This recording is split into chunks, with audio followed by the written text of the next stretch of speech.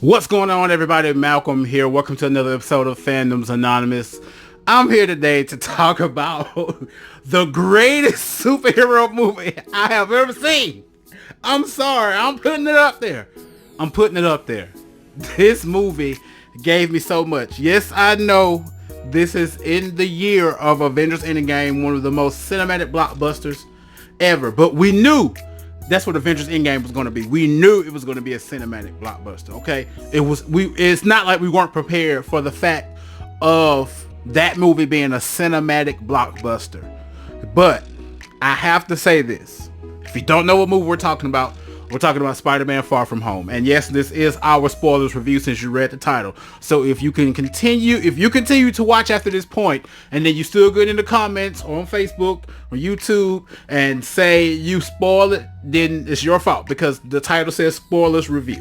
That means you clicked on it. That means you're watching it, and you're even at this point right now where we're still getting ready to talk about spoilers.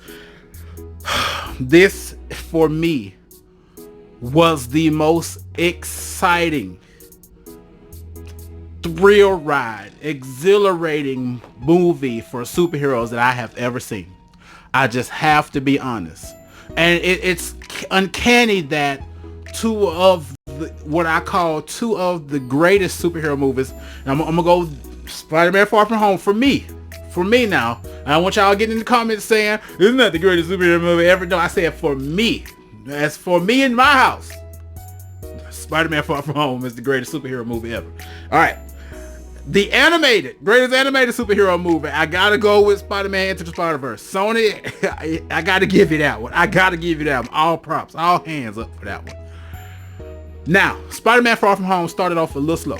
It did, but it was narrative, and I appreciate narrative rather than just throwing action at me. I appreciate narrative.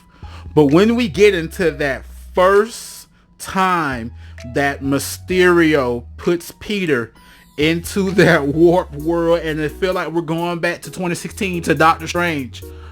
Oh my God. At that point, I got out of focus mode where through all the dialogue and the narrative, creating the background, creating the story for what the adventure we're about to go on, and I was on the edge of my seat until the remainder of the movie. This movie did so much to end the end of the Infinity Saga, to end these 20 plus movies that have come out in the last 10 years.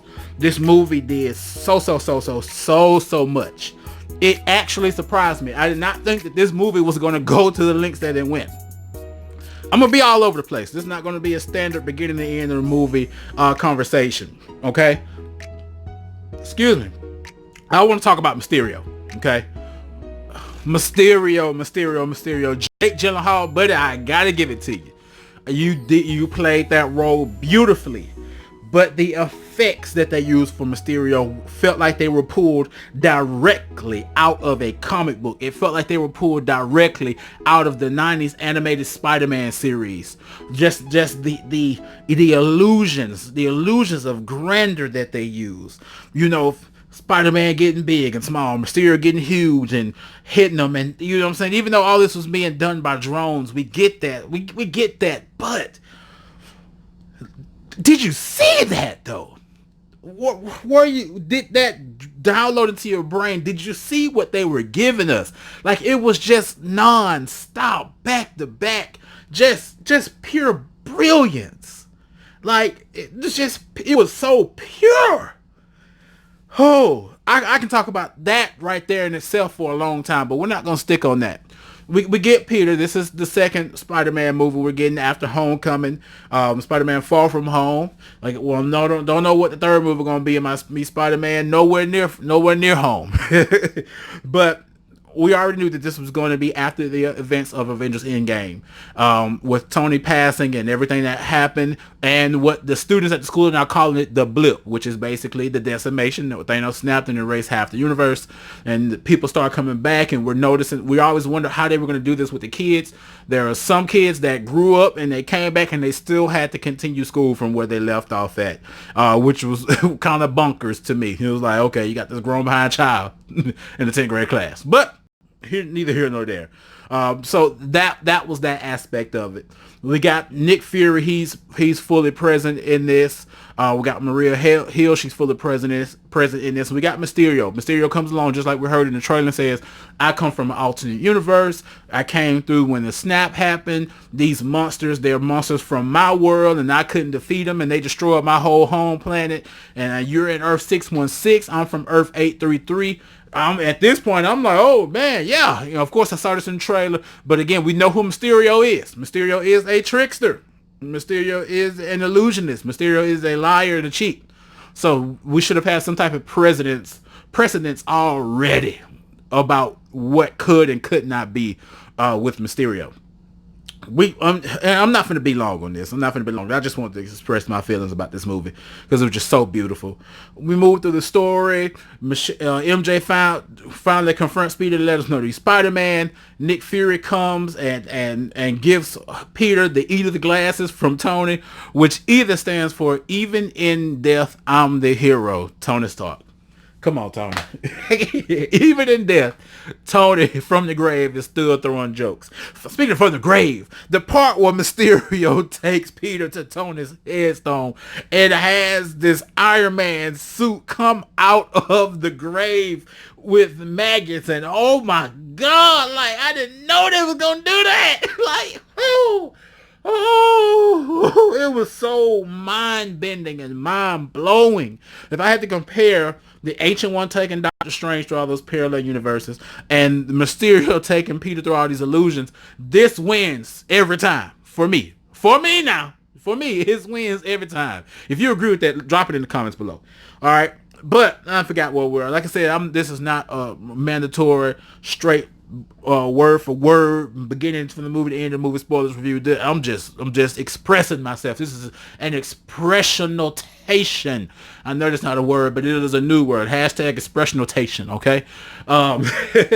So this movie continues. He gets the ether glasses, which basically controls a lot of Tony's suits, not suits, but a lot of Tony's satellites. That's what I was trying to say. The satellites, the drones from the satellites. It can call down strikes. He's able to see different things, weather. He's able to see what people are doing in their phones and control that. Like, this is full control. These glasses have full control. Would you imagine having some glasses like that? Let me know in the comments what you would do if you had glasses like that. Let me know in the comments. We go to Mysterio, okay? We if you know Mysterio, you know that this was all the rules, but the way that they did it. So Quentin Beck worked for Tony Stark. Quentin Beck's project working at Stark Industries was the barf, and the fact that he called it barf pissed him off. Anybody and everybody that was working with Quentin Beck was also working for Tony Stark at one point, and they were all original disgruntled employees. This is the second time in a Spider-Man movie that there has been somebody who has been disgruntled by Tony Stark. We start off with Vulture, and the second villain is mad about Tony Stark for messing up his stuff. We even got the guy who was in Iron Man 1 who was getting cussed out by Obadiah Stane about making the Iron Man. He's back. He bring him back. Come on, man. Bring him back. And he's working with Quentin Beck as well. And they've all created this story, the plot. Like they created a movie within a movie. Jake Gyllenhaal had a mocap suit in the movie, inside the movie. You don't know how brilliant that is? Come on, man. Come on. Like, oh my God.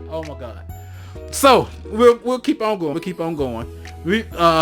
Nick Fury, and something was off about Nick this entire movie, because Nick knows when stuff smells like BS, and Nick did not smell this was BS. But in the end credits, now I'm jumping all the way to the end, we found out that Talos, that we met in Captain Marvel, and his wife were disguised as Nick Fury and Maria Hill. And if you see that and you go back through the entire movie and look at how things were playing out and panning out, you will understand how and why that was, and the language they were using, and the way that they were talking. It all matches up now. It all matches up, okay? And we also found out that Nick Fury is in space with some Skrulls and some other people, and he's creating sword. If you tell me he's not creating sword, then you're hogwash. That's sword. He's in space creating sword because he knows now that these intergalactic threats are real. We already know that the phase 4 is going cosmic. We already know that. There's no telling what we're going to get announced at San Diego Comic-Con in Hall H this year. There's no telling what's going to be announced. I'm ready for it. I'm so ready for it. I don't care what I'm doing. Y'all gonna see all types of content coming from me.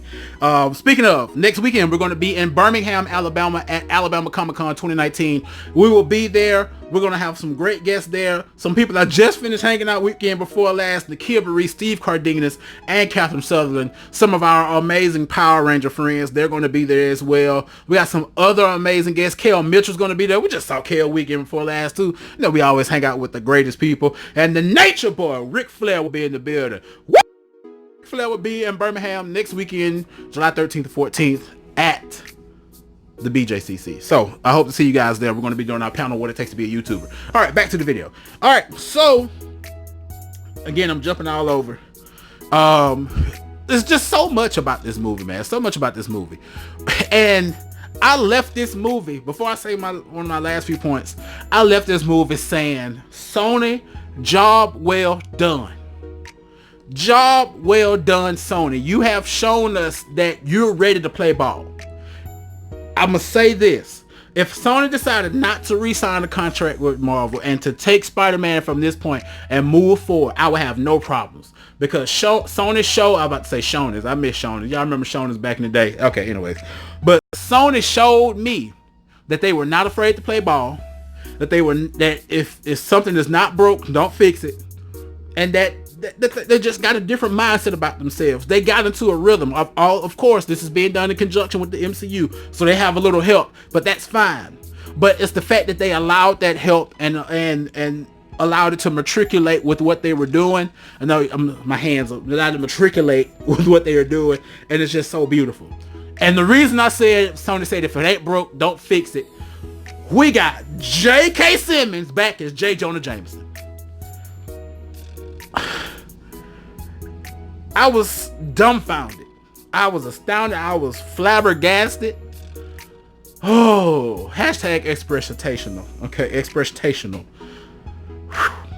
J.K. Simmons is back as J. Jonah Jameson, and not for the Daily Bugle paper, but for the dailybugle.net. So now we're modernizing it. Now we're modernizing it. And one thing I do believe is gonna happen. You got Betty, who does the school video at school and the school news or whatever. I can already see her being a young reporter for the dailybugle.net. It's gonna happen because that's what she was before. I believe Elizabeth Banks played her character back in the first Sam Raimi Spider-Man movies. Okay, J. Jonah Jameson is back. When he popped up on that screen, the audience was like, whoa, because we weren't expecting that. Nobody was expecting that. And hats off to Sony. Hats off to Sony, man. I gotta give it to him for that. I really gotta give it to him for that. So there's a lot that happened in this movie. There's a lot of Easter eggs. There's even an Easter egg where it looked like some in New York, they're building something, and they got 1, 2, 3, and then there's a circle with a question mark that said, we can't wait to show you what's next. That was alluding off to a number of two things I believe is true. Phase 4 and Fantastic Four. Alright. We also passed by Avengers Tower. Avengers Tower has a remodel in the middle of it where there's like a plant and atrium type situation. And Peter swung straight through it. Oh, man. This movie was beautiful, man. This movie was beautiful. I like Spider-Man 3 can come out right now and I will be ready to go watch it. I'm so ready for what they're going to do with Spider-Man in the future. I'm so ready for what the MCU is going to do in the future. I am so proud of Sony. Hats off to Sony. Hats off to the MCU. Hats off to Amy Pascal and Kevin Feige for coming together and just doing this justice. Just doing it right, man. Just doing it right. This movie was really, really good.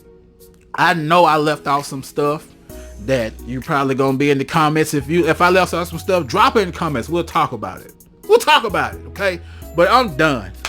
I'm done. I just want to come and have an expresentational about hashtag expresentational. Okay, I just want to have an expresentational about how I felt about this movie.